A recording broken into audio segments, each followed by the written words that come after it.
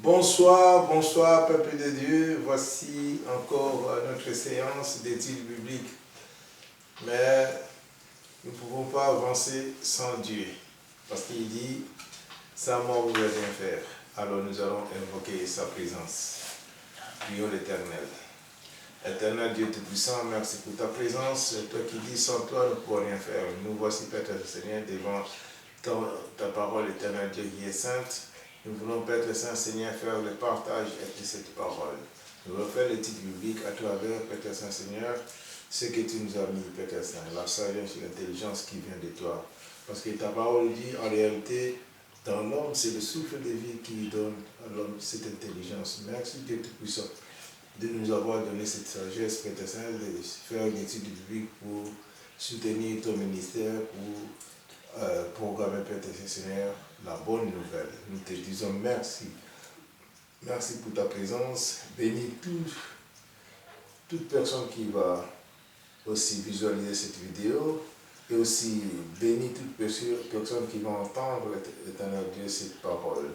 Nous te glorifions parce que tu as dit d'enseigner aux gens capables aussi de l'enseigner aux autres. Nous voulons profiter, Père Seigneur, de rendre la liberté dans cette vidéo parce que nous sommes là, Père Saint, pour faire ta volonté, propager la bonne nouvelle, c'est notre devoir. Merci pour ta présence. Bénis chaque famille aussi, Père Seigneur. Et nous voulons te rendre cette prière dans le nom précieux de notre Seigneur Jésus-Christ, notre Sauveur. Amen. Amen. Éternel, notre Dieu, notre Père, nous te louons, nous te rendons grâce. Béni sois-tu et gloire à toi. Nous te remercions encore ce soir, Seigneur, de nous permettre de nous rassembler autour de ta parole qui est la vérité, qui est la vie. C'est toi, Seigneur, qui donne le vouloir et le pouvoir pour le faire, alors que ta volonté soit faite, que toute la gloire t'en revienne, que ta parole ne retourne pas à toi sans avoir fait ta volonté, et que tous ceux qui l'entendront soient bénis et que toute la gloire t'en revienne. Gloire au Père, gloire au Fils et gloire au Saint-Esprit. Amen. Amen. Merci Seigneur de nous accueillir encore aujourd'hui sous ton saint regard pour cette étude biblique. Dirige-la Seigneur, chasse tout esprit rebelle et contraire afin que tu puisses régner en maître souverain. Bénis tes serviteurs présents, oins-les Seigneur de ton Saint-Esprit. Protège-les Seigneur des méchants et des orgueilleux et interviens favorablement pour tout un chacun qui aujourd'hui encore vont regarder cette vidéo, vont entendre ta parole. Travaille leur cœur, mon Dieu, afin qu'ils puissent comprendre ta parole, qu'ils puissent l'accepter, mais surtout qu'ils puissent la mettre en pratique. Au nom puissant de Jésus-Christ. Amen. Amen. Nous voici, avant de commencer, on va vous annoncer la nouvelle. Il y a des fois, vous voyez des publicités dans nos vidéos. C'est-à-dire que c'est des spams qui tombent partout. Nous, on ne fait pas l'évangile de la prospérité. On annonce seulement la bonne nouvelle, c'est tout. Donc, des spams tombent dans nos vidéos et voilà, ça commence à intercaler aussi notre message. Donc, nous vous demandons de ne pas tenir compte des publicités qui tombent sur nos vidéos. Donc, ce n'est pas parce que nous, on a l'espace gratuitement. Et puis, bon, c'est des spams, des publicités qui tombent, les gens veulent se faire des publicités dans nos enseignements, et ce qui est aussi empêche que, on voit que les gens sont un peu, sont rentrés en doute, mais nous, de notre part, ça ne dépend pas de nous, donc ça dépend des youtubeurs, et nous, on n'est pas des youtubeurs, nous sommes des pasteurs propres à l'enseignement. Aussi, nous voulons attirer seulement l'attention à quelques publicités, des spams, des publicités qui tombent dans nos vidéos. Donc voici, nous sommes arrivés aussi que nous voulons vous communiquer. Nos vidéos sont toujours à la même adresse, Christian Delso, D-E-L-A-U-X, et sur place, vous pouvez venir à Péniel, et Fraternité évangélique des Pentecôtes. Péniel, nous sommes à Montigny-sur-Sambre. La rue Paul Johnson, numéro 55. Le code postal, c'est 6061. Et aujourd'hui, nous allons parler de quelque chose de très important aussi. nous allons parler de celui qui est notre modèle, celui qui est notre modèle à suivre, notre exemple à suivre. C'est-à-dire le titre que nous allons vous proclamer aujourd'hui, c'est Jésus-Christ, notre exemple. Pasteur Christian. Amen. Alors, quand on parle d'exemple, nous pourrions dire que c'est lui qui nous montre comment agir. C'est lui qui nous montre comment parler. C'est lui qui nous montre comment se sanctifier. C'est-à-dire qu'il représente, je vais dire, une forme de ce que nous devons être. Mais parfois, il est notre exemple aussi dans la souffrance et dans la douleur. C'est ce que nous voyons dans 1 Pierre, chapitre 2, versets 18 à 25. Nous lisons la parole de Dieu dans le livre de 1 Pierre, chapitre 2, versets 18 à 25. Serviteurs, soyez soumis en toute crainte à vos maîtres, non seulement à ceux qui sont bons et doux, mais aussi à ceux qui sont d'un caractère difficile. Car c'est une grâce que de supporter des afflictions par motif de conscience envers Dieu, quand on souffre injustement. En effet, quelle gloire y a-t-il à supporter de mauvais traitements pour avoir commis des fautes? Mais si vous supportez la souffrance lorsque vous faites ce qui est bien, c'est une grâce devant Dieu. Et c'est à cela que vous avez été appelés, parce que Christ aussi a souffert pour vous, vous laissant un exemple, afin que vous suiviez cette trace, lui qui n'a point commis de péché et dans la bouche duquel il ne s'est point trouvé de fraude. Lui qui, injurié, ne rendait point d'injures, maltraité, ne faisait point de menaces, mais s'en remettait à celui qui juge justement. Lui qui a porté lui-même nos péchés en son corps sur le bois, afin que, morts au péché, nous vivions pour la justice. Lui, par les meurtrissures duquel vous avez été guéris, car vous étiez comme des brebis errantes, mais maintenant vous êtes retournés vers le pasteur et le gardien de vos âmes. À l'époque où ce fut écrit, il y avait des gens qui étaient des serviteurs, des gens qui étaient des maîtres. Et parfois, les maîtres n'étaient pas doux avec les serviteurs. Jésus demande de ne pas répondre à la provocation. Jésus demande de faire toutes choses comme pour le Seigneur et pas pour les hommes. Jésus nous rappelle aussi qu'il n'y a aucune gloire à supporter de mauvais traitements quand c'est pour avoir commis des fautes. Alors, si nous supportons la souffrance, et la souffrance, elle peut être partout. Ça peut être la souffrance au milieu de la famille. Ça peut être la souffrance au travail. Et parfois, même, ça peut être la souffrance au sein de l'Église. Mais vous supportez la souffrance lorsque vous faites ce qui est bien. C'est une grâce devant Dieu. C'est une grâce de supporter la souffrance ou de garder patience devant l'épreuve. Vous savez, un jour, il y a un homme qui a demandé pour avoir de la patience à Dieu. Et ce jour-là, rien n'a été. Parce que quand il ne se cognait pas le pied, il se cognait la tête, quand il ne se frappait pas un coup de marteau sur les doigts. Et c'est là qu'il a appris que la patience par les choses que l'on souffre. Parce que si tu n'as pas de situation où justement tu dois faire preuve de patience, tu ne saurais pas l'apprendre, la patience, ni même endurer avec patience. C'est à cela que vous avez été appelés, parce que Christ aussi a souffert pour vous, vous laissant un exemple, une chose à suivre, afin que vous suiviez ses traces. Lui qui n'a point commis de péché et dans la bouche duquel il ne s'est point trouvé de fraude. Lui qui, injurié, ne rendait point d'injure. Maltraité ne faisait point de menaces, mais s'en remettait à celui qui juge justement. Ça veut dire quoi? Ça veut dire que quand on est injurié, ça veut dire que quand on est maltraité, il faut remettre tout entre les mains du Seigneur. Amen. Je me souviens, un jour, il y a quelqu'un qui m'avait dit « Oui, il fait ci, il fait là. » Je dis « Tu devrais le remettre entre les mains du Seigneur. » Et il y a une autre personne qui écoutait, qui a dit « Oui, vous voyez, tout de suite là, il faut le mettre entre les mains du Seigneur pour qu'il soit puni. » J'ai dit « Non.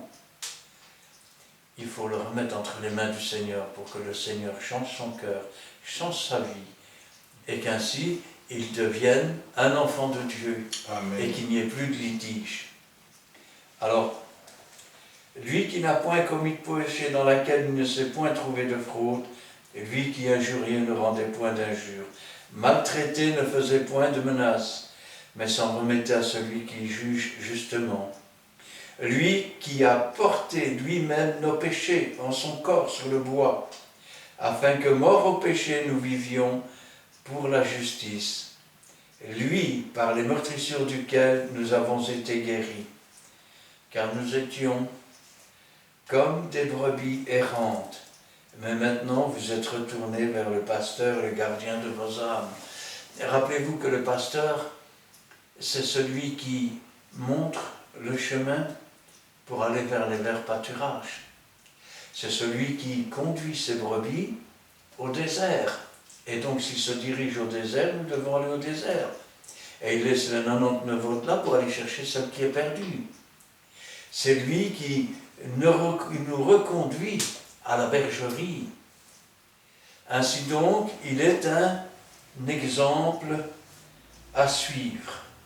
Et dans l'exemple qui est à suivre, il y a aussi le fait de laver les pieds. Eh oui. Nous sommes dans Évangile de Jean, chapitre 13, versets 12 à 17. Nous lisons l'évangile de Jean, chapitre 13, versets 12 à 17. Après qu'il y lavé les pieds et qu'il eut pris ses vêtements, il s'est mis à table et leur dit « Comprenez-vous ce que je vous ai fait? Vous m'appelez Maître et Seigneur, et vous dites bien, car je le suis. Si donc je vous ai lavé les pieds, moi, le Seigneur et le Maître, vous devez aussi vous laver les pieds les uns et les autres, car je vous ai donné un exemple, afin que vous fassiez comme je vous ai fait. Le serviteur, en vérité, je vous le dis, le serviteur n'est pas plus grand que son Seigneur, ni l'apôtre plus grand que celui qui l'a envoyé. Si vous savez ces choses, vous êtes heureux, pourvu que vous les pratiquiez. Tout le monde se souvient de cet épisode où Jésus s'est ceint d'un linge. Et il a pris un bassin et a commencé à laver les pieds des disciples. Et un des disciples lui a dit « Non, pas ça !» Et Jésus lui a dit « Si je ne te lave pas, tu n'auras pas part avec moi dans le royaume des cieux. » Alors il a dit « Non seulement les pieds, mais la tête et tout le reste. » Et Jésus lui a dit « Si un homme est lavé, il ne reste que ses pieds à laver. » Ça veut dire quoi? Ça veut dire que quand nous sommes lavés par le sang de Jésus, il reste notre façon de marcher avec lui, Amen. qui doit être sanctifiée. Nous devons apprendre à marcher non plus dans la boue du péché, mais dans les torrents d'eau vive qui conduisent dans toute la vérité. Et vous m'appelez Maître et Seigneur, et vous dites bien, car je le suis. Si donc je vous ai lavé les pieds, moi, le Seigneur et le Maître, vous devez aussi vous laver les pieds les uns aux autres. Nous devons nous exhorter les uns les autres dans les voies du Seigneur, afin que dans l'exhortation, que ce soit pour reprendre, que ce soit pour encourager, que ce soit pour conduire, afin que nous nous lavions les pieds les uns les autres. Car je vous ai donné un exemple. Jésus a donné un exemple, une chose à suivre, afin que nous la pratiquions. Parce que dire « j'ai confiance en Dieu », c'est une chose. Mais quand on a confiance dans une chose, on la pratique. Quand on ne la pratique pas, ça veut dire qu'on n'a pas confiance. La foi sans les œuvres, elle est morte. Et si nous sommes sauvés par le moyen de la foi, c'est par la parole de Dieu. Ce qu'on entend vient de la parole de Dieu. Alors, car je vous ai donné un exemple, afin que vous fassiez comme je vous ai fait. Il ne parle pas de prendre un bassin, comme ça se fait dans certaines églises, et commencer à enlever ses chaussettes, ses chaussures pour laver les pieds. Mais il parle d'enseigner une saine doctrine qui amène à la repentance et la repentance à la sanctification, afin que nos pieds ou notre façon de nous laver soit conforme avec la parole de Dieu. Rappelez-vous la première chose que Dieu a dit à Moïse dans le buisson ardent, il lui a dit « ôte tes chaussures de tes pieds, car la terre sur laquelle tu te tiens, ou le lieu sur lequel tu te tiens, est une terre sainte. Enlève ce qui te sert à marcher. Et marche maintenant avec les chaussures que donne le zèle de l'Évangile. En vérité, je vous le dis, le serviteur n'est pas plus grand que son Seigneur. » Autrement dit, celui qui est le plus grand, c'est le Seigneur. Amen. Celui qu'il faut suivre, celui qu'il faut imiter, c'est le Seigneur. Ni l'apôtre plus grand que celui qui l'a envoyé. L'apôtre est le ministère au-dessus des autres, nous pourrions dire, mais l'apôtre n'est pas plus grand que celui qui l'a envoyé. Il ne fait que ce que, je vais dire, le Seigneur lui montre et le Saint-Esprit. Jésus lui-même, qui est le Seigneur, a dit « Je ne fais rien de moi-même. Je fais ce que j'ai vu faire par le Père. » Si vous savez ces choses, vous êtes heureux. À une condition. À condition ou pourvu que vous les pratiquiez. Alors, nous avons vu maintenant que il y a dans le fait de laver les pieds, il y a dans le fait de souffrir, il y a aussi dans le fait des sentiments. Alors pour ça, nous pouvons prendre Romains chapitre 15 et des 7 premiers versets. Nous lisons la parole de Dieu dans le livre aux Romains, chapitre 15, versets 1 à 7. Nous qui sommes forts, nous devons supporter les faiblesses de ceux qui ne le sont pas, et ne pas nous complaire en nous-mêmes. Que chacun de nous complaise au prochain pour ce qui est bien en vue de l'édification. Car Christ ne s'est point complu en lui-même, mais selon qu'il est écrit, « Les outrages de ceux qui t'insultent sont tombés sur moi. » Or, tout ce qui a été écrit d'avance l'a été pour notre instruction, afin que par la patience et par la consolation que donnent les Écritures, nous possédions l'espérance. Que le Dieu de la persévérance et de la consolation vous donne d'avoir les mêmes sentiments les uns envers les autres, selon Jésus-Christ, afin que nous tous ensemble, d'une seule bouche, vous glorifiez le Dieu et Père de notre Seigneur Jésus-Christ. Accueillez-vous donc les uns les autres comme Christ vous a accueillis pour la gloire de Dieu. Amen. Nous qui sommes forts. Alors là, il faut faire attention, parce que quand on dit « nous qui sommes forts », ça veut dire « nous qui sommes en quelque sorte faibles ». C'est quand je suis faible que je suis fort. Pourquoi? Parce que quand je suis faible, je m'appuie sur Dieu.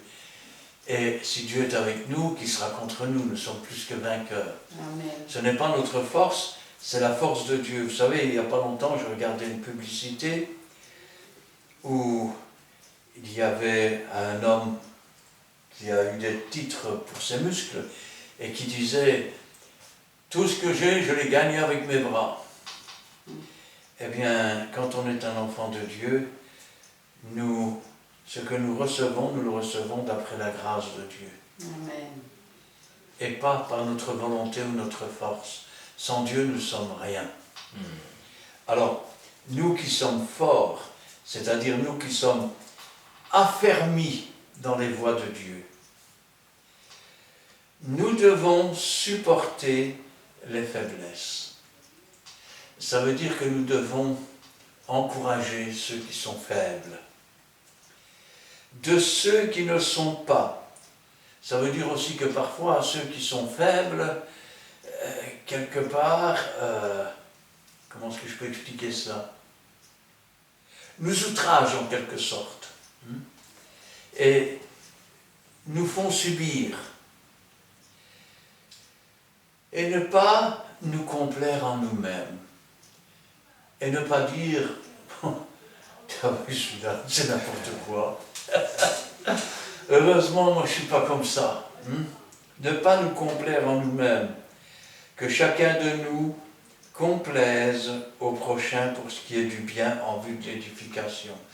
Autrement dit, que chacun fasse attention à l'autre.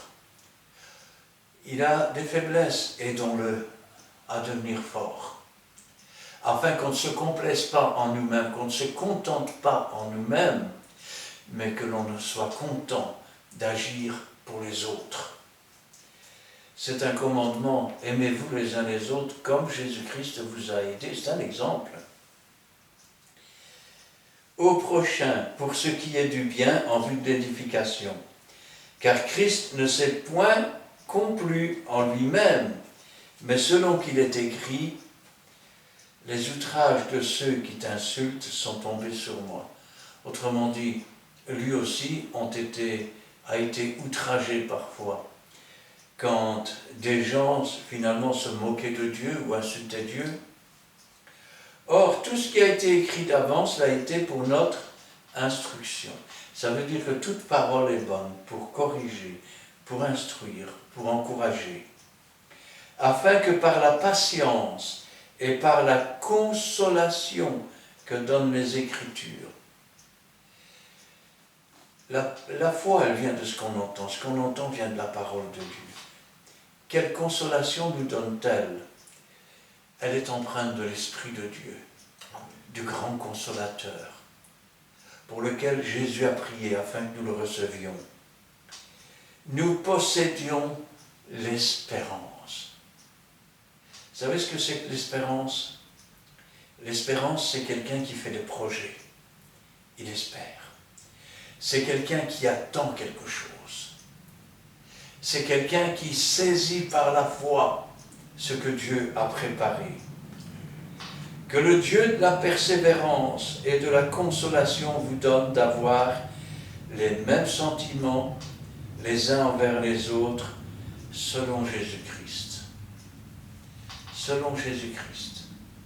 Dieu a tant aimé le monde qu'il a donné son Fils unique. Dieu nous a aimés en ce qu'il a donné sa vie pour nous.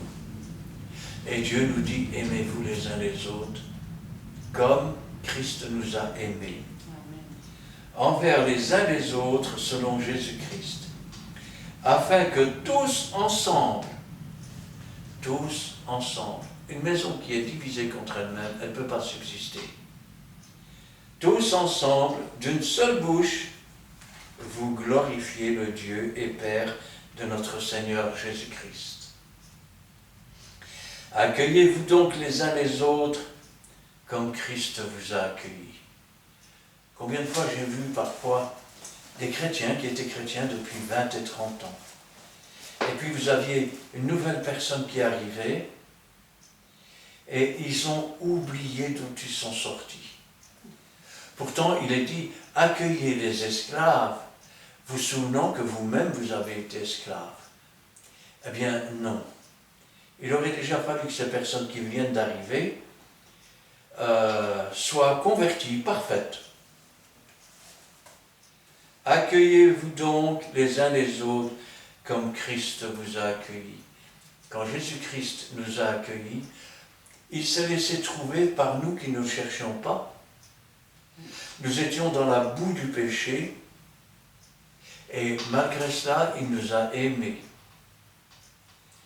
Comme Christ vous a accueillis pour la gloire de Dieu. Alors,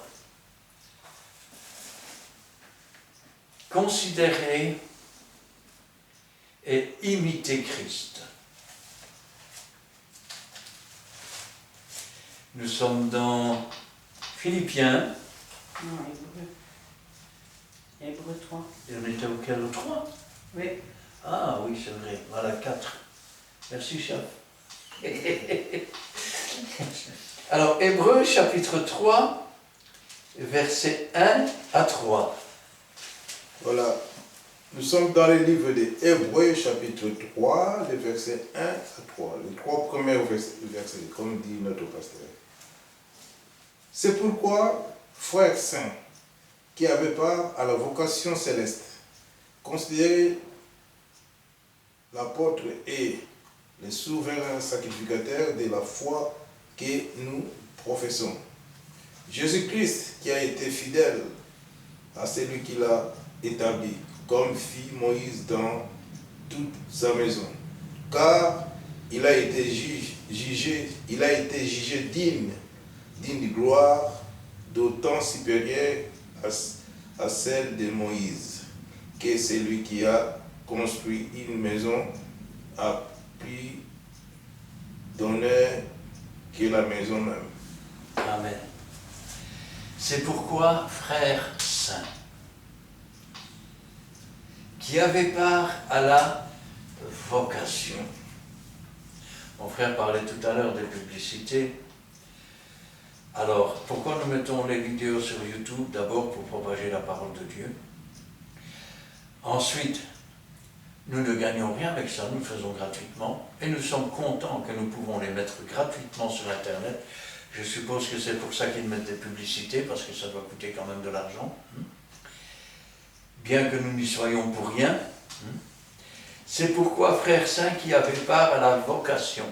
Il faut savoir que devenir chrétien, ce n'est pas un nouveau métier, ce n'est pas une nouvelle passade, ce n'est pas une nouvelle religion, c'est la nature même de ce que Dieu met en nous transformant.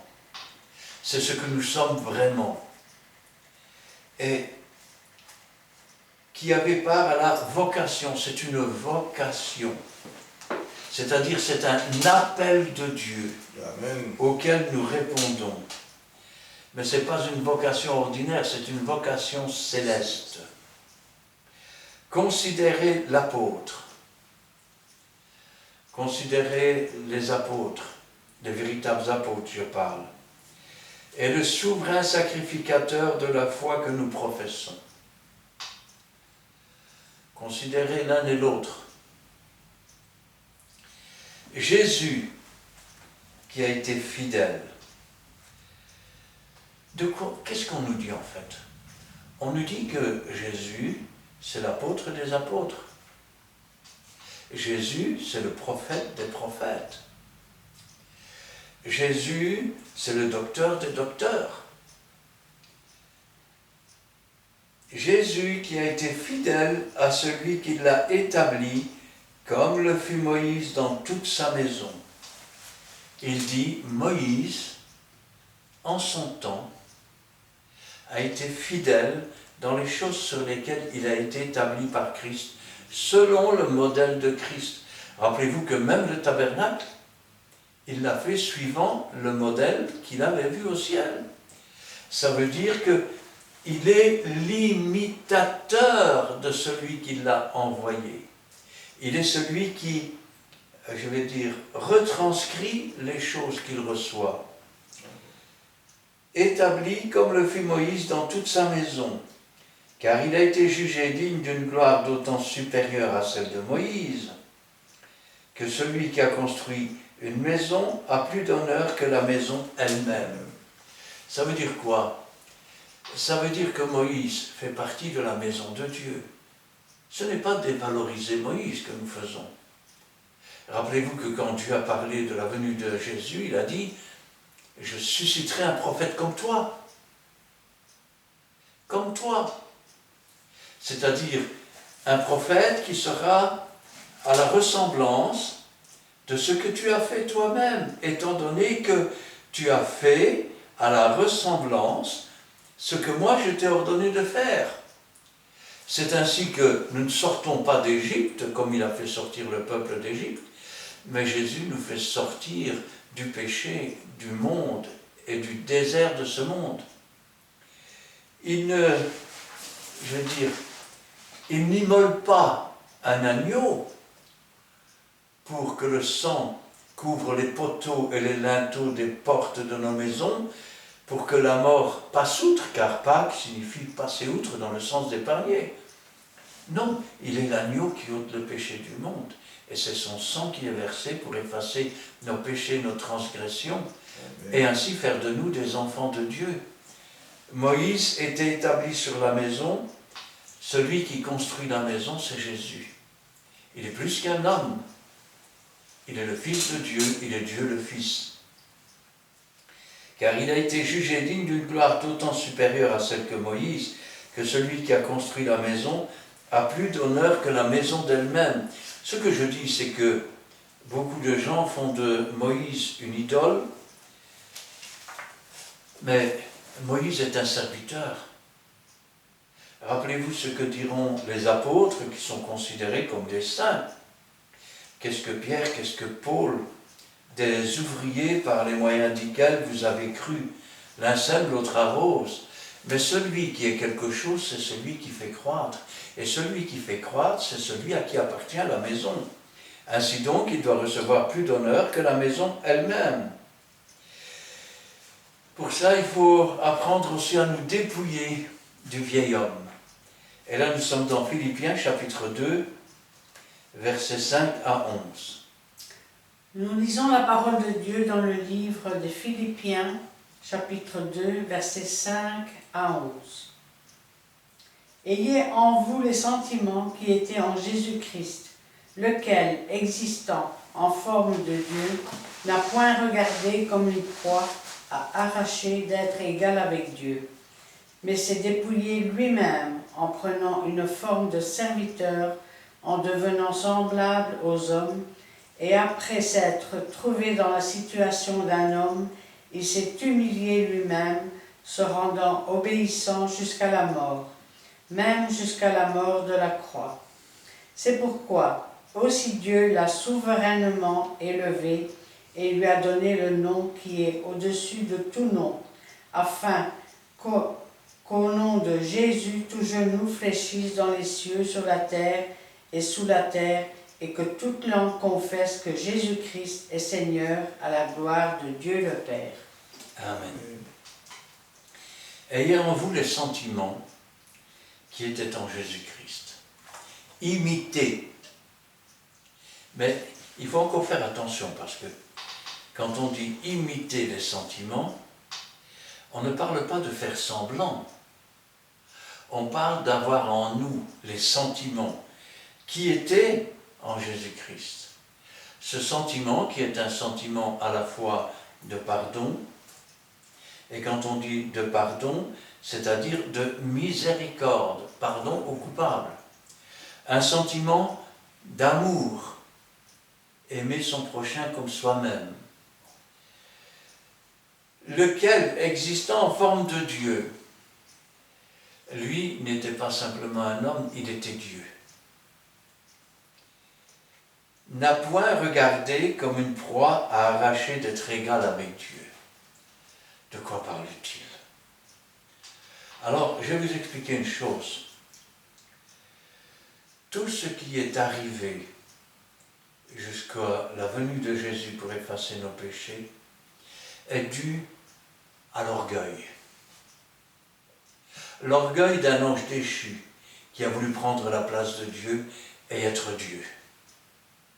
L'orgueil d'une femme et d'un homme à qui l'on a dit « Maintenant, vous ne mourrez pas, le jour où vous en mangerez, vous serez comme Dieu. » Être égal avec Dieu.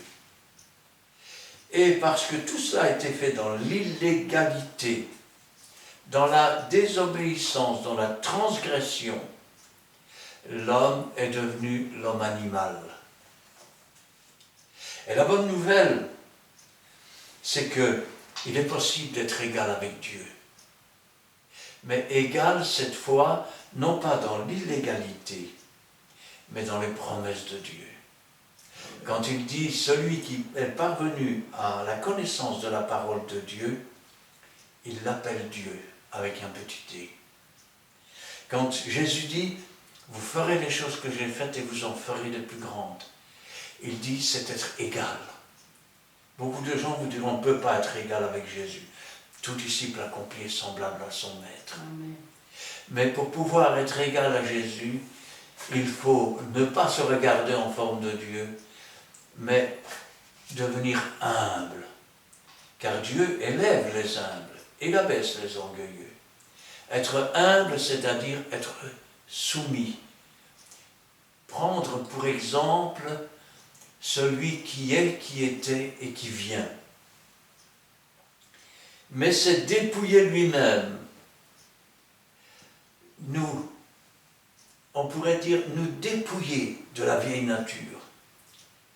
Mais ce n'est pas nous appauvrir, puisque nous nous revêtons de Christ, de l'Esprit de Dieu et de la puissance de l'Éternel.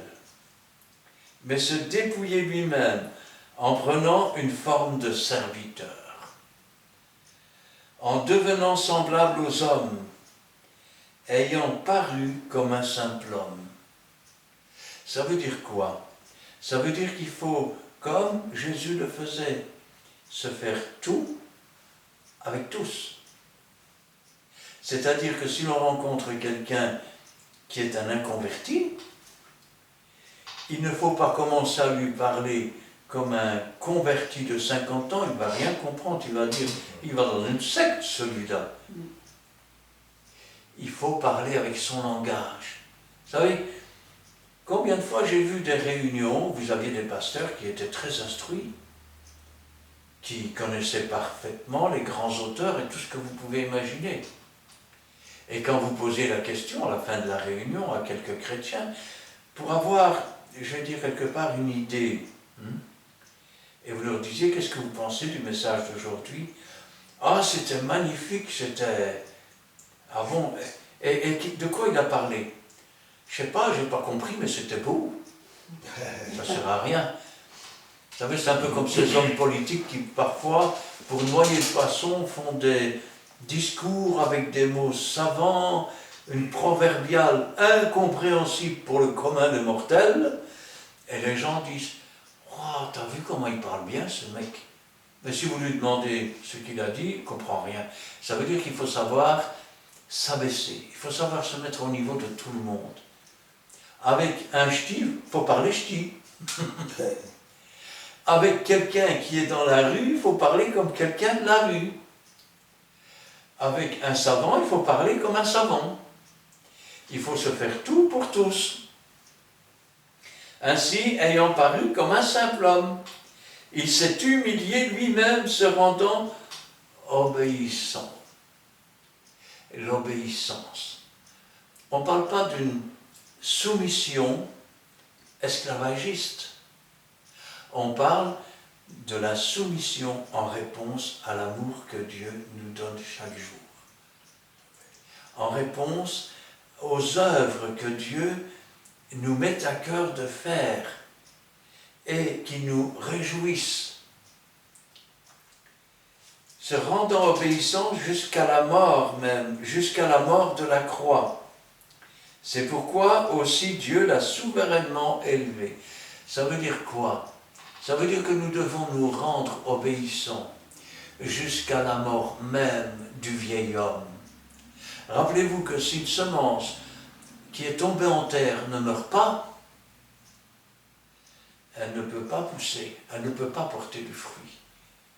La vieille nature doit d'abord complètement mourir et être obéissant jusqu'à la mort même du vieil homme, afin qu'une fois cette semence morte, elle puisse germer, elle puisse grandir.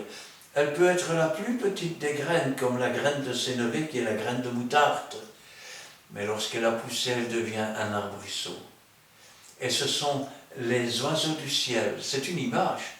Ce sont ceux qui sont inscrits dans le livre de vie, qui viennent se mettre sous ses branches et qui mangent du fruit ou de la semence. Il est vrai que l'ouvrier n'est rien, l'un sème, l'autre arrose. Celui qui est quelque chose, c'est celui qui fait croître.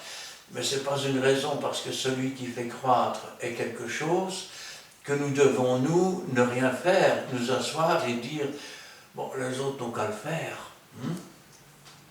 C'est pourquoi aussi Dieu l'a souverainement élevé et lui a donné le nom qui est au-dessus de tout nom, afin qu'au nom de Jésus, tout genou fléchisse dans les cieux, sur la terre et sous la terre, et que toute langue confesse que Jésus-Christ est le Seigneur. Amen.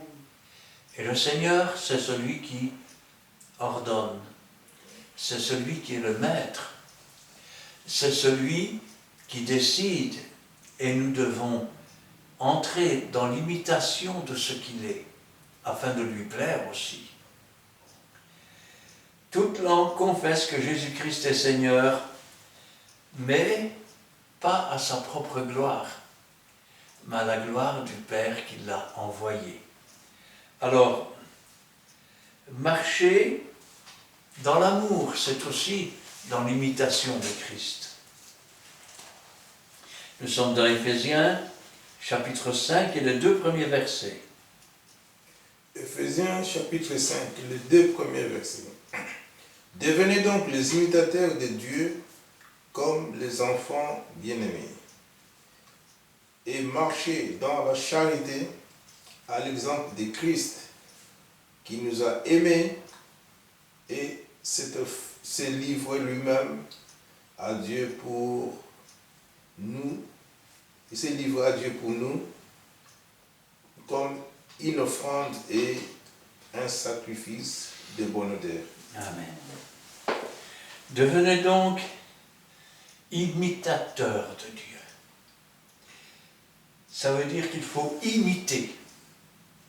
Ça veut dire qu'il faut lui ressembler. Ça veut dire qu'il faut faire comme lui. Comme des enfants bien-aimés. Pas comme des enfants désobéissants, mais comme des enfants bien-aimés. Et marcher dans la charité, marcher dans l'amour. Vous savez, il est écrit dans la Bible au sujet des dons du Saint-Esprit, quand j'aurai toute la connaissance, quand j'aurai la foi jusqu'à soulever les montagnes, si je n'ai pas l'amour, si je n'ai pas la charité, je ne suis rien. Marcher dans l'amour, c'est marcher en imitation de Christ. Amen. C'est marcher, je vais dire, dans la simplicité, mais aussi dans l'amour de Dieu répandu dans nos cœurs, qui est le Saint-Esprit, qui est répandu dans nos cœurs, afin que par le Saint-Esprit nous soyons conduits dans l'amour et par amour, dans la vérité, et dans la marche imitatrice de Christ lui-même. À l'exemple de Christ qui nous a aimés et qui s'est livré lui-même à Dieu pour nous comme une offrande et un sacrifice de bonne odeur.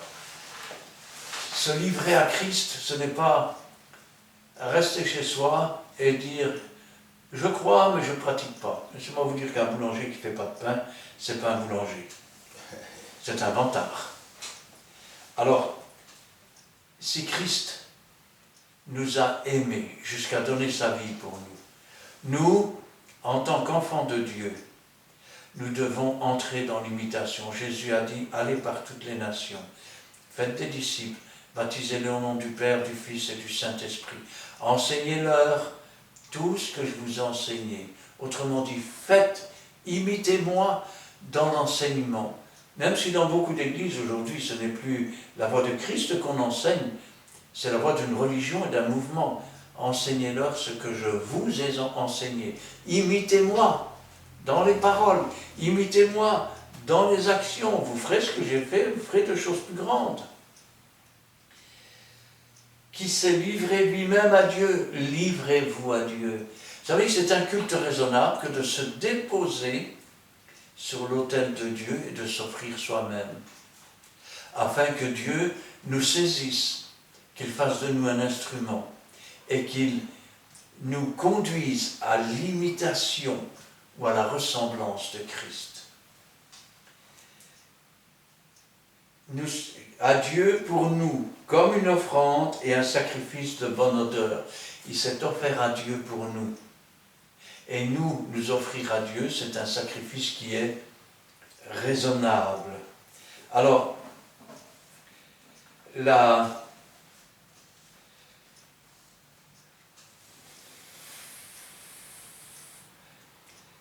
on va dire que la charité unit le corps de Christ. Nous sommes dans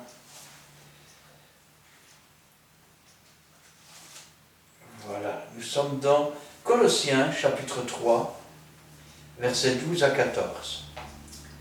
Nous lisons la parole de Dieu dans le livre aux Colossiens chapitre 3, versets 12 à 14.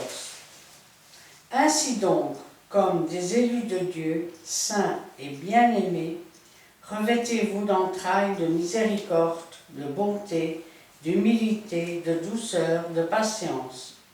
Supportez-vous les uns les autres, et si l'un a sujet de se plaindre de l'autre, pardonnez-vous réciproquement. De même que Christ vous a pardonné, pardonnez-vous aussi. Mais par-dessus toutes ces choses, revêtez-vous de la charité, qui est le lien de la perfection. Amen. Ainsi donc, non pas simplement comme des appelés, mais comme des élus, car il y a beaucoup d'appelés et peu d'élus. Comme des élus de Dieu, saints et bien-aimés, revêtez-vous des entrailles de miséricorde, revêtez-vous du pardon offert aux coupables, de bonté. Un jour, un homme est arrivé. « Bon maître, que dois-je faire pour avoir la vie ?» Et Jésus lui a dit « Il n'y a de bon que Dieu. » Ce qui veut dire que si on se revêt des entrailles de miséricorde et de bonté, ça veut dire que cette bonté, ce n'est pas la nôtre, c'est la bonté que Dieu met en nous. D'humilité. Nous savons que l'homme est d'une nature vantarde. L'humilité est aussi un don de Dieu, de douceur, de patience. Nous savons que l'homme de nature est impatient, nous savons aussi qu'il n'est pas de douceur. Et il nous dit, supportez-vous les uns les autres. Supporter dans le sens de pouvoir souffrir les choses. Mais nous pouvons aussi nous supporter les uns les autres, c'est-à-dire nous encourager. Et s'il est un sujet de se plaindre de l'autre, si nous avons des raisons de nous plaindre pour une ou l'autre raison, pardonnez-vous réciproquement. C'est-à-dire, pardonnez-vous l'un et l'autre. De même que Christ vous a pardonné, pardonnez-vous aussi. Un jour, les disciples ont dit, « Seigneur, enseigne-nous à prier comme Jean a enseigné à ses disciples à prier. » Et dans cette prière, Jésus a dit une chose que l'on oublie souvent. « Pardonne-nous nos offenses. » Jusque-là, c'est bien. « Pardonne-moi, Seigneur. » Mais il ajoute, « Comme nous pardonnons à ceux qui nous ont offensés. » Si tu ne pardonnes pas à ceux qui t'offensent, ne viens pas demander pardon après. Parce que tu n'imites pas Jésus. Si donc tu viens pour apporter ton offrande. Et si je parle de sacrifice d'action de grâce ou autre, et que là tu te souviens que ton frère a quelque chose contre toi, laisse-la ton offrande. Va te réconcilier avec ton frère, ensuite viens et apporte ton offrande. C'est ainsi que tu imiteras ce que Jésus fait. Pardonnez-vous réciproquement de même que Christ vous a pardonné. Pardonnez-vous aussi, mais par-dessus toutes ces choses, revêtez-vous de l'amour. Ouais, ça va, je te pardonne, c'est bon. Mais attention, hein, parce que je tiens à l'œil, hein. C'est pas pardon, ça. Si maintenant vous dites je pardonne, mais que vous le marquez sur un papier, que vous le mettez dans le tiroir pour être sûr de ne pas oublier, c'est pas un pardon, ça. Parce qu'à la moindre petite étincelle, ça va ressortir. Quand Jésus a pardonné nos péchés, il les a jetés dans la mer de l'oubli. Ça veut dire qu'ils sont oubliés. Ça veut dire qu'ils sont effacés. Ça veut dire qu'ils n'existent plus. Il n'y en a plus aucune trace. La seule trace qui existe encore, c'est dans les mains et les pieds du Seigneur. Alors, mais par-dessus toutes ces choses, revêtez-vous de l'amour, de la charité. L'amour, c'est le lien de la perfection. Parce que là où il y a de l'amour, il ne peut pas avoir de haine. Là où il y a de l'amour, il n'y a pas de la convoitise. Là où il y a de l'amour, il n'y a pas de jalousie. Là où il y a de l'amour, il y a, je vais dire, l'envie de voir l'autre s'épanouir. Oh, je sais bien, dans le monde, quand on parle d'amour, je vais traduire en 2 mots. Viens, donne, donne, donne. Ah, tu donnes pas, alors c'est que tu m'aimes pas. Mais ça, c'est pas de l'amour, hein. Alors, parlons maintenant des commandements. Nous sommes dans 1 Jean, chapitre 2, le verset 3 à 5. À 6, pardon. Voilà. Donc voilà, nous sommes dans le livre de 1 Jean, chapitre 2, les versets 3 à 6. Si nous gardons ces commandements, par là, nous savons que nous l'avons connu. C'est lui qui dit, je l'ai connu, et qui ne garde pas ses commandements est un menteur, et la vérité n'est point en lui. Mais celui qui garde sa parole, l'amour de Dieu est véritablement parfait en lui. Par là, nous savons que nous sommes en lui. Celui qui dit qu'il demeure en lui doit marcher aussi comme il a marché lui-même. Amen. Si nous gardons ces commandements, ces préceptes, c'est-à-dire que le Seigneur a agi, le Seigneur a montré, mais ensuite il a parlé, afin que nous comprenions ce qu'il faisait et la façon dont il agissait. Ça veut dire que ces commandements, nous pourrions même changer le nom, ces préceptes, ces ordonnances. Amen. Et par là, nous savons que nous l'avons connu. Pourquoi? Parce que celui qui n'est pas imitateur de Christ n'obéit pas à la loi de Dieu, n'obéit pas aux préceptes et aux ordonnances de Dieu. Et donc, c'est un menteur.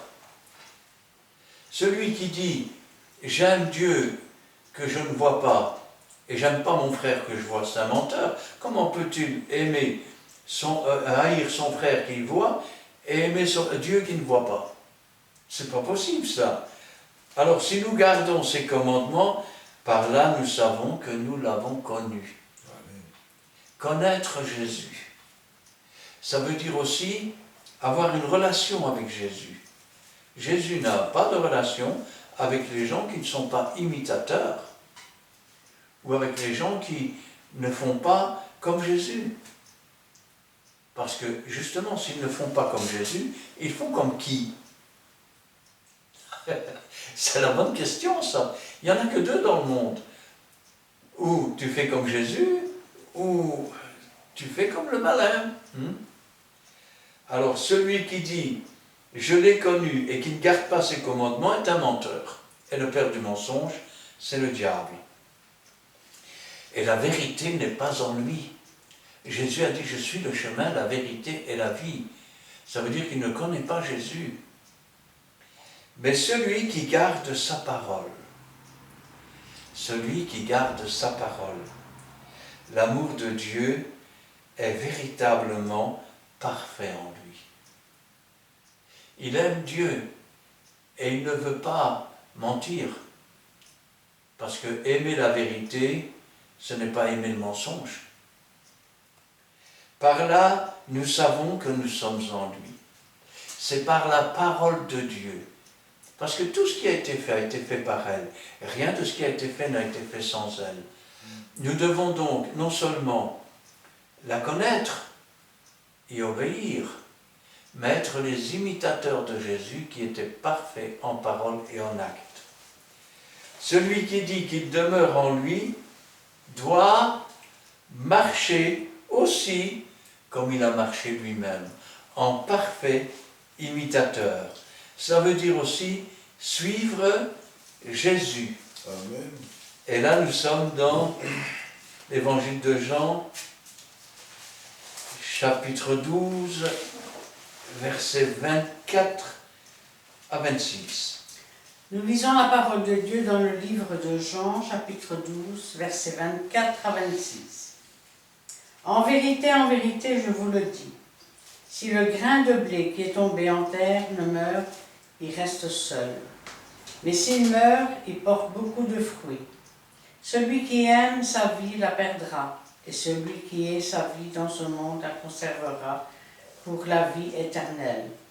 Si quelqu'un me sert, qu'il me suive, et là où je suis, là aussi sera mon serviteur. Amen. Si quelqu'un me sert, le Père l'honorera. Jésus dit en vérité, en fait ce n'est pas un pléonasme, c'est une façon hébreuse de parler. Ça veut dire en vérité, et j'atteste que c'est la vérité. Je vous le dis, si le grain de blé qui est tombé en terre ne meurt, il reste tout seul. Je veux dire quoi? Ça veut dire que celui qui est tombé dans la terre, normalement le grain de blé doit mourir. Et si il ne meurt pas, ça veut dire qu'il continue sa vie de grain de blé. Et il ne devient pas une plante. Il reste un grain de blé. Alors, il reste seul, mais s'il meurt, il porte beaucoup de fruits. Celui qui aime sa vie la perdra. De quoi parle-t-il? Je vais essayer de vous l'expliquer autrement. Israël est dans le désert et au bout d'un moment, vous savez ce qu'il dit? Il dit, pourquoi ne sommes-nous pas restés en Égypte? Là, on mangeait des concombres. Là, on avait de la viande. Le bon vieux temps, qu'on appelle ça. Tu te souviens du bon vieux temps? Sauf que ce bon vieux temps-là, le diable ne rappelle que les choses agréables. Parce que, entre nous, quand ils étaient esclaves en Égypte, de la viande, ils n'en avaient que quand les pharaons étaient d'accord de leur donner, ce n'était pas tous les jours, ni même toutes les semaines. Quant aux concombres et aux melons, on leur jetait un morceau de melon, ils se jetaient dessus parce qu'ils crevaient de faim. Ça, c'était la réalité. Ils étaient des esclaves, ils étaient fouettés jusqu'à la mort. Et ils n'avaient de cesse que travailler. Et le travail ne s'arrêtait que le jour de la mort. Il n'y avait pas de pension, il n'y avait pas de préavis de maladie ou quoi que ce soit. C'était comme d'ailleurs dans certaines usines, il y a près d'un siècle d'ici, marche ou crève. Eh oui. Alors, si maintenant tu aimes ta vie de pécheur, regardez l'apôtre Paul, qu'est-ce qu'il dit? Toutes ces choses qui étaient anciennes, je les regarde comme de la boue. Ah oui, il connaissait presque par cœur la Bible. Il n'avait même pas besoin de lire. Il savait. Mais il n'en connaissait pas la puissance. Il n'en connaissait pas, je vais dire, la révélation. Il marchait avec sa pensée humaine, sa pensée charnelle. Alors si quelqu'un aime sa vie plus que Dieu, qu'est-ce qui se passe? Il ne peut pas changer de nature. Il ne peut pas devenir saint. Et donc, il ne peut pas non plus, je vais dire, entrer dans la vie, il se perd. C'est le chemin large et spacieux, celui que beaucoup prennent. Une partie de la parole de Dieu, pour le reste, je continue à vivre comme si Dieu n'existait pas. Je le fais discrètement, c'est tout. Celui qui aime sa vie la perdra. Et celui qui est sa vie dans ce monde la conservera pour la vie éternelle. Celui qui prend conscience que sa vie sans Dieu était une vie de pécheur, que Jésus-Christ l'a tant aimé qu'il a donné sa vie et qu'il est mort sur cette croix pour lui. Ce n'est pas les Juifs qui l'ont tué, ce n'est pas les Romains qui l'ont tué. Quand il est mort, il a dit « tout est accompli ». Tout ce qu'il y avait à accomplir pour que nous soyons pardonnés par Dieu. Car la punition qui l'a frappé, c'est la punition que méritaient nos propres péchés. Et en faisant cela, je vais dire, il nous a permis de pouvoir abandonner cette vie de pécheur, de pouvoir la regarder comme de la boue, et de tourner nos regards vers une vie qui est sainte. Si quelqu'un me sert, qu'il me suive. Qu'il me suive. Autrement dit, qu'il fasse ce que je fais. Qu'il me ressemble. Tout disciple accompli d'ailleurs ressemble à son maître. Et là où je suis, là aussi sera mon serviteur. Ça veut dire que quand on ne marche plus selon la chair et qu'on marche selon l'esprit, là où l'esprit nous conduit, le Seigneur se trouve aussi. Amen. Si quelqu'un me sert, le Père l'honorera. Si quelqu'un sert réellement Dieu et ne se sert pas de Dieu, Dieu lui-même va l'honorer.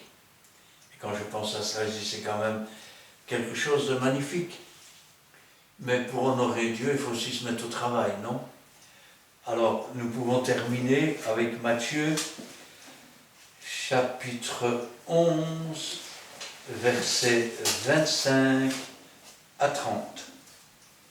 Nous sommes dans le livre de Matthieu, chapitre 11, le verset 25 à 30. En ce temps-là, Jésus prit la parole et dit : Je te loue, Père, Seigneur du ciel et de la terre, de ce que tu as caché ces choses aux sages et aux intelligents, et de ce que tu as révélé aux enfants. Oui, Père, je te loue de ce que tu l'as voulu ainsi. Toutes choses m'ont été données par mon Père.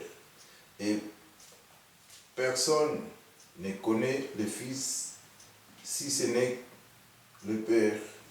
Personne non plus ne connaît le Père si ce n'est le Fils. Et celui à qui le Fils veut les révéler, celui à qui le Fils veut les révéler. Venez à moi, vous tous qui êtes fatigués et chargés, je vous donnerai du repos.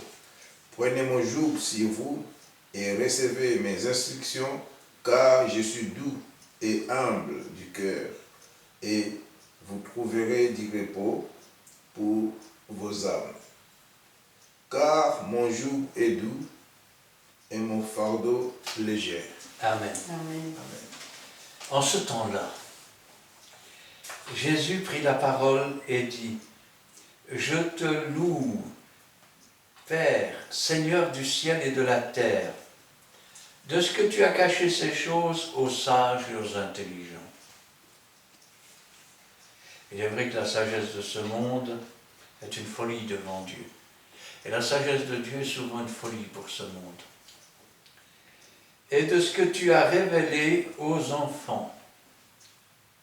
Ça veut dire que si vous ne devenez pas comme des petits-enfants, vous ne pouvez pas saisir le royaume des cieux. Car il est écrit, cherchez d'abord le royaume et la justice de Dieu, et toutes choses vous seront données en plus. Oui, Père, je te loue de ce que tu l'as voulu ainsi. Toutes choses m'ont été données par mon Père. Et personne ne connaît le Fils si ce n'est le Père. Et personne non plus ne connaît le Père si ce n'est le Fils. Et celui à qui le Fils veut le révéler. Celui à qui le Fils veut le révéler. Nous avons vu que c'est celui qui obéit aux lois, aux ordonnances, c'est celui qui marche dans les voies du Seigneur dans la vérité. Et regardez, encore un commandement. Venez à moi. Ne venez pas à un mouvement religieux, ne venez pas à une église, ne venez pas à un pasteur, venez à Jésus. Amen. Venez à moi, vous tous qui êtes fatigués et chargés, vous tous qui êtes là de la vie, je vous donnerai du repos. Tant que vous vivez dans le péché, il vous manquera toujours quelque chose. Vous serez toujours fatigué, vous serez toujours écrasé. Une fois délivré de votre fardeau, vous pourrez vous redresser, lever la tête vers le ciel et rendre gloire à Dieu. Amen. Prenez mon joug sur vous. Vous savez, il y a plusieurs façons de porter les fardeaux de la vie. Les premiers, vous les portez comme des seaux, un dans chaque main. Vous avez déjà essayé de marcher avec un seau plein dans chaque main? Au bout de 20 mètres, les bras s'allongent, on dirait qu'ils vont être allongés jusqu'à terre. Mais si vous prenez le joug du Seigneur, vous pouvez vous redresser, marcher bien droit. Et recevez mes instructions. Faites ce que le Seigneur vous demande. Soyez les imitateurs, car je suis doux et humble de cœur. Et vous trouverez du repos pour vos âmes. Vous savez, le repos, c'est quelque chose de formidable. Et parfois, nous pouvons traduire le mot repos par le mot paix. Quand Jésus est venu, il a dit, je vous donne ma paix, je vous laisse ma paix. Je ne vous donne pas comme le monde. Cette paix, elle surpasse toute intelligence. Pourquoi? Parce que cette paix, c'est la réconciliation avec Dieu qui est manifestée et témoignée par le Saint-Esprit. Et Dieu nous témoigne ainsi que nous lui sommes agréables. Et d'un seul coup, les tracas disparaissent. D'un seul coup, je vais dire, ce qui nous broyait dans le monde disparaît. Parce que celui qui est affranchi est réellement libre. Et vous trouverez du repos pour vos âmes. Je jurais dans ma colère, dit-il, qu'ils n'entreraient pas dans mon repos. Et pourtant, il leur avait donné le 7e jour, qui est le jour du Shabbat, le jour appelé du repos. Mais il jurait dans sa colère qu'ils n'entreront pas dans ce repos. Le véritable repos, c'est entrer dans les voies de l'esprit. C'est quitter les voies charnelles. C'est être à la ressemblance et marcher comme Jésus-Christ a marché. Car mon joug est doux et mon fardeau est léger. Si vous saviez, quand on passe de la mort à la vie, de ténèbres à la lumière, c'est un peu comme quelqu'un qui a fait la brinque toute la nuit. Et puis vers la fin de la nuit, on dirait que le jour commence à se lever. On sait qu'on est fatigué. On sait qu'on est, je vais dire, quelque part écrasé par le poids de la vie. Mais le jour qui se lève est comme un espoir. C'est comme le soleil de justice qui se lève, un rayon de lumière qui commence à pointer. Il ne faut pas mépriser les faibles commencements. Et ce rayon, c'est celui qui va venir éclairer nos âmes, notre vie, et nous ramener à la véritable lumière, celle qui éclaire tout homme venant dans le monde. Amen. Amen. Amen, amen, amen. Voici à long et à l'âge, Jésus-Christ, notre exemple, modèle à suivre. Il est le chemin, la vérité et la vie. Notre Jésus-Christ est celui qui nous montre, qui aussi débraye le chemin pour nous.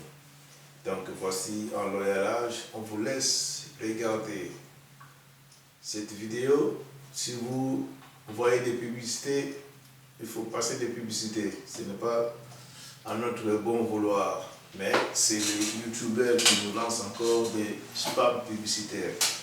Donc tenez-vous, donc ceux qui nous connaissent, on peut témoigner, nous ne sommes pas dans l'évangile de la prospérité, mais nous voulons franchement diffuser la bonne nouvelle, l'évangile de Jésus-Christ. Nous faisons le devoir de notre Seigneur Jésus-Christ, car il nous a dit d'aller partout d'évangéliser. Le seul moyen que nous pouvons propager sa parole dans le monde entier, c'est dans les médias, des réseaux sociaux que nous avons sur YouTube. Et je vous ai donné les adresses. Donc voilà, plein de vidéos, plus de centaines de vidéos qui circulent déjà à l'adresse de Christian Delso sur YouTube. Christian, c'est Christian, et Delso, c'est D-L-S-A-U-X, pour ceux qui veulent bien l'écrire. Regardez aussi en dessous des vidéos, on met toujours un peu aussi nos coordonnées. Vous allez voir, vous allez nous suivre. Ceux qui veulent venir prier avec nous, nous sommes une église, la Fraternité évangélique des Pentecôtes à Montigny-Sissambre, Charleroi.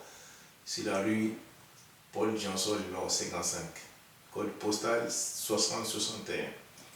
Donc voilà, nous avons commencé par une prière, nous pourrons aussi terminer par une prière. Amen. Prions l'Éternel. Éternel Dieu Tout-Puissant, nous te bénissons, nous te glorifions, Seigneur, de ce que tu as fait de nous, des instruments capables de diffuser ta parole. Répandre ta parole sur notre Père Seigneur, de voir, mais c'est ton beau vouloir, Père Seigneur, parce que tu nous as choisis. Pas notre force, mais selon le beau vouloir de notre Père Céleste. Nous te bénissons, nous te glorifions, Père Seigneur, c'est le moment que nous avons aussi terminé notre vidéo. Nous voulons que tu puisses bénir ceux qui vont regarder, aussi ceux qui vont propager. Si tout Père Seigneur, à ceux qui sont capables aussi de l'enseigner, ceux qui vont l'enseigner aux autres, Éternel Dieu, nous voulons que le Saint-Esprit puisse les aider, comme tu nous as choisis comme les instruments. Choisis-les aussi, Père Saint, parce que nous sommes là, Père Saint, pour faire ta volonté. Nous te bénissons, Éternel Dieu, d'avoir béni nos familles de près ou de loin.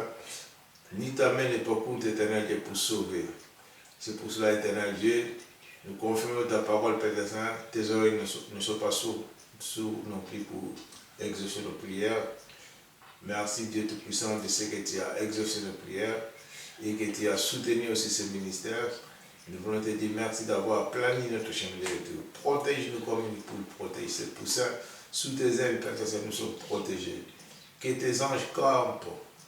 Parce que c'est la parole de Dieu qui dit les anges de l'Éternel campent autour de ceux qui craignent la parole de Dieu. Éternel Dieu, nous sommes là, Père Seigneur, nous voulons que cette parole prenne place dans nos familles. Que tes anges puissent camper dans nos familles. Nous te glorifions, nous te sanctifions, Père Seigneur, dans le nom précieux de notre Seigneur Jésus-Christ et Sauveur. Amen. Amen. Éternel, notre Dieu, notre Père, ta parole est la vérité, ta parole est la vie. C'est la révélation de tes paroles qui éclaire. Que celle-ci, Seigneur, ne retourne pas à toi, sans avoir fait ta volonté, sans avoir donné du pain à celui qui mange et de la semence à celui qui sème. Et que celui, Seigneur, qui peut l'enseigner à son tour, puisse le faire. Amen. Béni sois-tu et gloire à toi. Que ta parole ainsi, Seigneur, soit empreinte de ton esprit. Et que que ton œuvre, Seigneur, se fasse, celle que tu as préparée avant la fondation du monde, et que nous puissions être ainsi tes imitateurs et que toute la gloire t'en revienne. Gloire au Père, gloire au Fils et gloire au Saint-Esprit. Amen. Amen.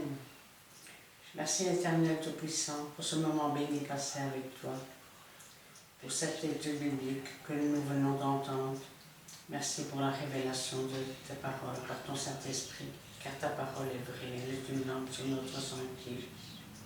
C'est vrai, Jésus-Christ, que tu es notre exemple. Et c'est vrai, Jésus, que tu es tout pour nous.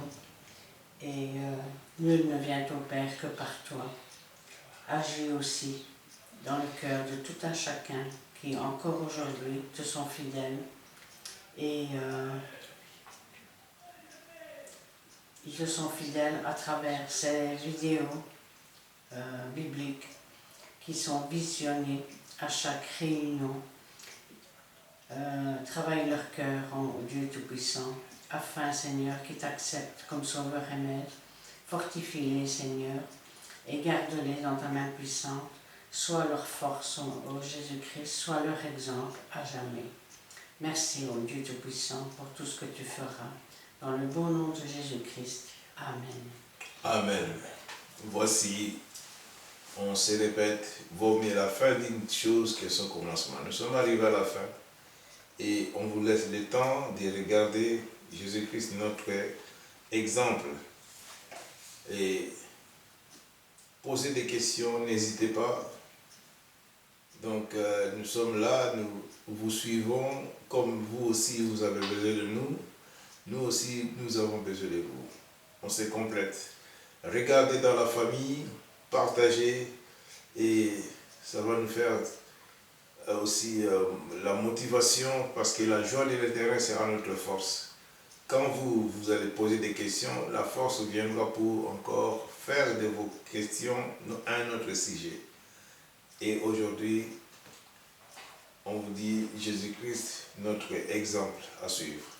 Et quant à nous, aujourd'hui, on vous dit bye bye, au revoir.